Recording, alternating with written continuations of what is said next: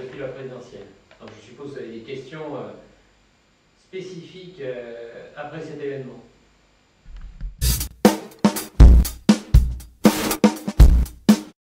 Alors concernant, vous posez une question concernant les retraites, à 60 ans, pour ceux qui ont des longues carrières, voilà, je crois que c'était une mesure de M. Raffarin à un moment donné, et puis ça avait été abandonné, c'est remis à l'ordre du jour. Bon, la réforme Raffarin revient dans la réforme Hollande, ça va concerner vraiment quelques milliers de personnes, et je ne crois pas que ce soit d'une importance fondamentale, puisque le reste de la réforme est maintenu en l'état. Alors ça c'est pour le point retraite. Ensuite vous me parlez des contrats génération. Écoutez, on a eu les TUC, pas les marques de gâteaux, mais la mesure Fabius dans les années 80. On a eu des tas d'autres dispositifs, type emploi jeune, etc. Depuis, bon, c'est un des avatars, un des enfants lointains de ces dispositifs. On sait très bien parce que d'une part, effectivement, ça remet des personnes un peu dans la vie de tous les jours, dans la vie sociale de tous les jours. Voilà, ça leur fait travailler, ça leur donne peut-être un peu d'argent, et puis d'autre part, ça ne règle rien à long terme, bien entendu, ni même à moyen terme. Ces gens-là, bon, une fois qu'ils auront terminé leur contrat génération, qu'est-ce qu'ils vont devenir, hein? Quel type d'emploi auront-ils assumé? Est-ce qu'ils vont pouvoir en trouver un après? C'est pas évident. Ce sont plus des dispositifs dans des associations, choses comme ça, des entreprises publiques, des collectivités. Monsieur Joyandet me disait, qui était rapporteur, enfin député d'Haute-Saône, et rapporteur donc, pour Monsieur Sarkozy d'une étude sur ce sujet, disait, bon, il ressort que l'expérience dans le public, enfin pour ces emplois de ce type, ne donne pas un emploi derrière, ou très, très rarement. Voilà, donc je suis très sceptique, c'est bien pour ceux qui vont en bénéficier, mais ça ne règle vraiment pas le problème de fond. Quant au ce qu'on appelle les négociations salariales, voulues par le président, l'augmentation du SMIC qui dépend de l'État, donc du gouvernement, c'est pareil, c'est très bien pour ceux qui vont en bénéficier, évidemment. Après, ça pose des problèmes éventuellement de compétitivité pour la France, de même que pour les mesures contre la génération. Il y a quelqu'un qui doit payer à un moment donné, sans doute l'État, et l'État n'a pas forcément les moyens. Bon, maintenant, la compétitivité, on me dira, bon, c'est relatif, bon, peut-être que finalement, il faut surtout investir en R&D, voilà, c'est ce que me disait Mme Lagarde il y a peut-être 6 ans. Bon, voilà, enfin, les résultats sont quand même pas là. Il faut garder un minimum de compétitivité, voire un maximum d'ailleurs plutôt, sinon on va dans le mur, parce que les Chinois, les Japonais, etc., ils sont pas plus bêtes que nous, hein. Donc ils sont capables aussi d'innover, donc il faut quand même avoir une bonne compétitivité. Puis finalement, notre principal concurrent, quelque part, parfois, c'est aussi l'Allemagne, sur certains créneaux. Voilà.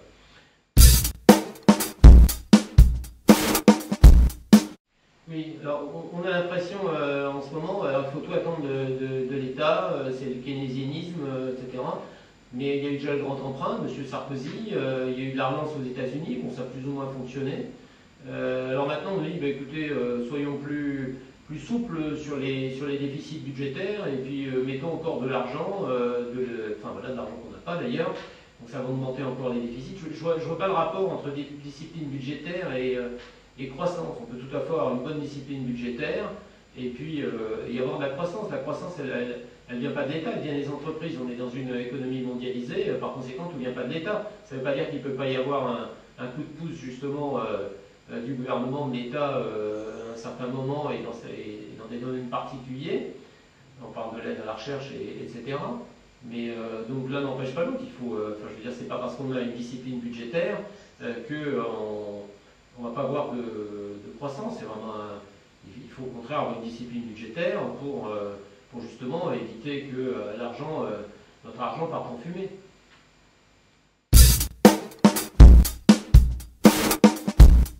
Je confirme, écoutez, ça fait 6-7 mois, je pense au même micro, je disais la Grèce doit sortir de l'euro. Écoutez, à l'époque, je crois que j'étais à peu près le seul à le dire. Maintenant, on l'entend sur toutes les radios et les télés, donc je ne vois pas pourquoi je changerais d'avis. Évidemment, il ne faut pas que ça se fasse n'importe comment. Il faut que ce soit concerté, il faut que la Grèce ne va pas être laissée comme ça sur le bord de la route brusquement. Il faut qu'elle revienne à sa monnaie nationale, puis avoir le fonctionnement de son économie, de son administration, etc. Puis après on verra, peut-être qu'elle réintégrera à un moment donné une monnaie commune, unique, un peu plus tard. Quand on perd, qu'est-ce que vous voulez? On a déjà mis, c'est comme au poker, alors, on a mis de l'argent, on a mis beaucoup d'argent, donc on a perdu beaucoup. Donc maintenant, si on abandonne, on va perdre notre mise, on risque de perdre notre mise, donc on va remettre encore au pot en espérant que finalement on récupérera une partie de la première somme. Enfin, c'est pas possible, là. Il faut couper là, à un moment, de manière intelligente, mais il faut couper. Et je suis stupéfait de continuer à entendre. Alors peut-être que c'est juste pour le public, pour cacher les négociations qui sont, j'espère, qui sont en cours. On est en train d'entendre que non, il faut que la Grèce reste dans l'euro à tout prix, etc. Mais c'est de l'acharnement. J'espère que c'est sont juste de simples paroles verbales, comme on entend souvent à la veille d'un ajustement monétaire. On ne dit pas évidemment avant. Bien entendu, encore une fois, il ne faut pas dans la panique et il faut faire d'une manière intelligente. Alors, écoutez, on se retrouvera, si vous voulez bien, dans à peu près un mois.